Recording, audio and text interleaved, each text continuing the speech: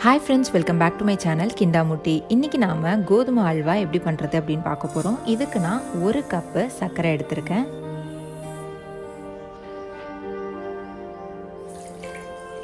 1 cup சர்க்கரைக்கு 1 cup தண்ணி. எந்த கப்ல நீங்க சர்க்கரை எடுக்கறீங்களோ அதே கப்ல அதே அளவுக்கு தண்ணி எடுத்துக்கோங்க. இது பாகு பதத்துக்கெல்லாம் வர தேவையில்லை. சர்க்கரை நல்லா தண்ணியில் கரைஞ்சோடனே அடுப்பை நிறுத்திட்டு பக்கத்தில் எடுத்து வச்சுக்கோங்க. கொஞ்சமாக ஆறட்டும் அது. அதுக்கப்புறமா ஒரு ட்ரை பேனில் 1 கப்பு கோதுமை மாவு எடுத்துருக்கேன். இந்த கோதுமை மாவை லைட்டாக வதக்கிக்கோங்க. கோதுமை மாவை வறுக்காமலும் நீங்கள் சேர்த்துக்கலாம். வறுத்தா டேஸ்ட் கொஞ்சம் நல்லாயிருக்கும் அப்படின்றதுனால நான் வறுத்துருக்கேன். இதில் இப்போ நான் 1/2 கப் நெய் சேர்த்துருக்கேன். 1 கப் நெய் இதுக்கு தேவைப்படும். 1/2 கப் இப்போ சேர்த்துட்டு 1/2 கப் நான் பாதியில் சேர்த்துப்பேன். இதில் நீங்கள் பாதாம், முந்திரி, திராட்சைன்னு உங்களுக்கு டெக்கரேஷனுக்கு என்னென்னலாம் வேணுமோ அதை இதில் வறுத்து எடுத்துக்கோங்க. முதல்ல நான் முந்திரி பருப்பு சேர்க்காம பாதாம் சேர்த்துருக்கேன்.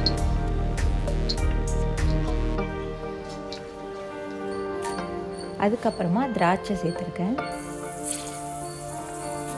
திராட்சை நல்லா பொரிஞ்சு வந்தோடனே எடுத்துக்கோங்க.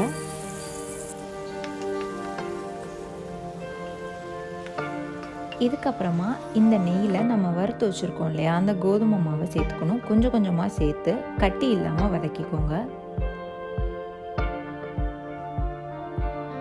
ஒரு 2 நிமிஷம் இதில் நீங்கள் வதக்க ஆரம்பித்த உடனே நம்ம பால்கோவா பண்ணுவோம் இல்லையா, அந்த பதத்துக்கு கொஞ்சம் தண்ணி விட்டு வர ஆரம்பிக்கும்.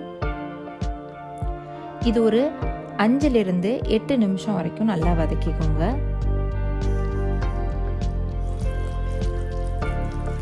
இந்த மாதிரி பதத்துக்கு வந்ததுக்கு அப்புறமா இதில் நம்ம சர்க்கரை தண்ணி வச்சுருக்கோம் இல்லையா, அதை சேர்த்துக்கணும். இதுக்கு அளவெல்லாம் என்னென்னு பார்த்தீங்கன்னா, எந்த அளவு கோதுமை மாவு எடுக்கிறீங்களோ அந்த அளவுக்கு சர்க்கரை, அதே அளவுக்கு தண்ணி, அதே அளவுக்கு நெய். உங்களுக்கு நெய் ரொம்ப சேர்க்கக்கூடாது அப்படின்னு தோணுச்சுன்னா அளவை கம்மி பண்ணிக்கோங்க. இதில் சர்க்கரை தண்ணியை சேர்த்துட்டு நல்லா கட்டி இல்லாமல் கிளறி விட்டுக்கணும். நான் நான்ஸ்டிக்கில் தான் பண்ணுறேன் அப்படின்றதுனால கை விடாமல்லாம் இதை கலக்கலை.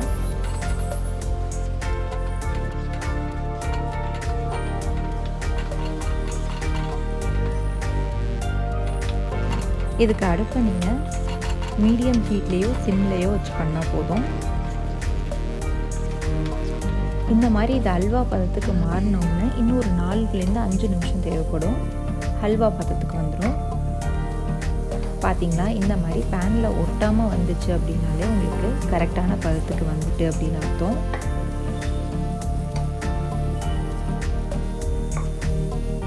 கடைசியாக ஒரு 2-3 ஸ்பூன் நெய் சேர்த்ததுக்கு அப்புறமா மேலே கார்னிஷ் பண்ணி நிறுத்திட வேண்டியதான். அவ்வளோதாங்க, சூப்பரான கோதுமை அல்வா ரெடி ஆயிடுச்சு.